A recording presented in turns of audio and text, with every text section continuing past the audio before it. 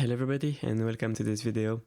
So today we're gonna talk about early reflections, and I'm gonna kind of tell you why I think many tracks that are made with libraries don't really sound as deep and nice as some bigger sounding Hollywood tracks. So of course there is many factors, good arrangement, good mixing and all that stuff. But there is one thing is that like the top level productions are generally recorded in great halls and great spaces, and that really changes the sound of the entire instruments, because when you record an ensemble, you get the sound from the room as well, because you record from far away with decatris, surround mics, so you get all the sound of the room. Now the thing is, there are many libraries that don't have a great room. For example, if you take CSS, it's very flexible, it's a great library, but it just doesn't have the depth of Air Studios or Abbey Road, for example. And the thing is, if you just put more artificial reverb on it, you're just not gonna get rid of the fact that like the instruments don't sound as diffuse as they would. The tone is not as nice as it would be in a bigger room and a better shaped room.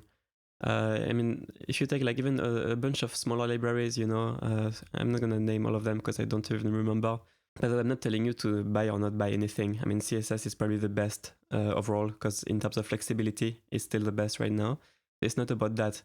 But if you compare, for example, Air Studios or Abbey Road to all these smaller libraries, you're just not gonna get the same feel.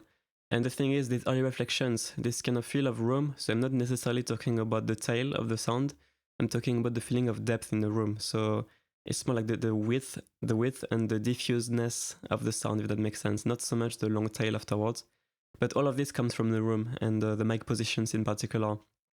So the problem usually is that either the library doesn't have the best room of all time, or people don't mess with the mic positions when they can actually improve the sound a lot. An example would be orchestral tools. Like they have these really mono close mics, in my opinion, that sometimes ruin the depth quite a bit. And I find that lowering or cutting these close mics completely, just muting these close mics, can give you a much better depth. And it is the case here for this track. I actually muted the close mics here.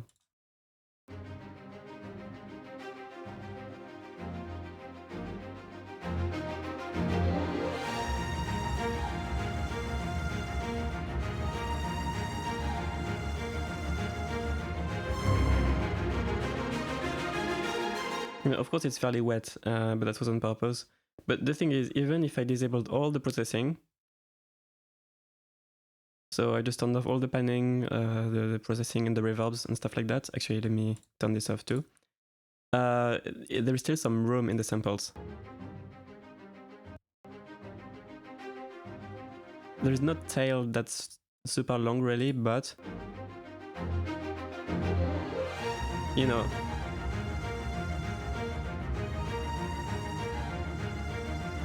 there is some ambience in there, some stereo depth. And if you directly compare to CSS here, dry CSS,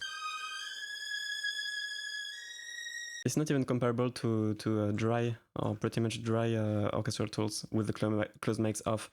So, different rooms give you different results. Now, if you want a quartet sound or really close sound, of course, not touching CSS would be more appropriate. Well, it's not really a quartet sound because there is too many instruments, but if you wanted a more dry sound, then you wouldn't want to make CSS bigger, obviously. But if you want a symphonic sound, these early reflections will be extremely important, even before the reverb, to give you that feel, because reverb is going to be the cherry on top, but it's not the reverb itself that will really give you the depth. So if I just slap CSS with a bunch of reverb, it's going to sound like CSS with a bunch of reverb.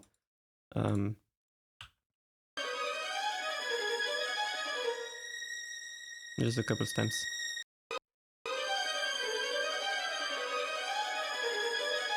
But it still sounds close, like it's not going to sound deep enough.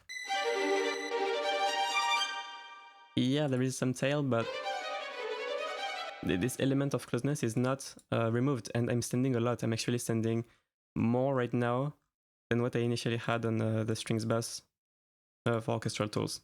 So, the point is, with these kinds of libraries, all these libraries that are recorded in slightly smaller rooms, what you want to do is you have to kind of find other ways to make the depth bigger, to sort of re-simulate these early reflections.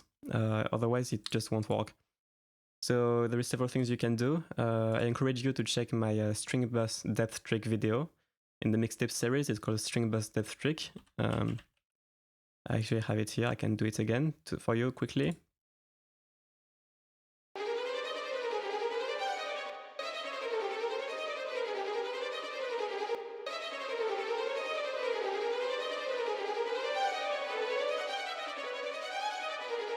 Anyway, go check it out. Check this video. There's also other things you can do. I mean, you can put some reverb, which will help with early reflections. So SP2016 is a great reverb for that. It's going to be really helping to sort of diffuse the sound and give some more depth. Basically, this reverb will sort of emulate a bigger room. It will sort of make it as if it was captured from a further distance. It's sort of like a mic position simulator, if that makes sense. So the way I would use it, for example, with CSS would be something like that. And then I mix a little bit.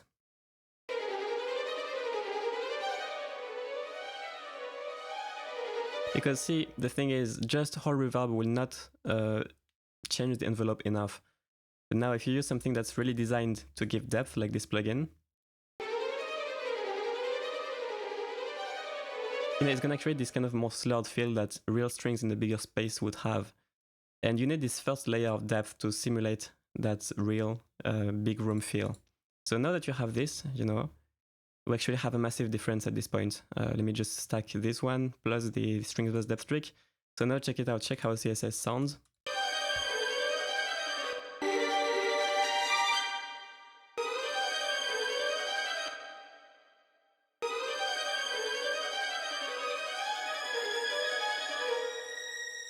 Right, so now it sounds way more like if it was recorded in a big space. And even if I remove the hole,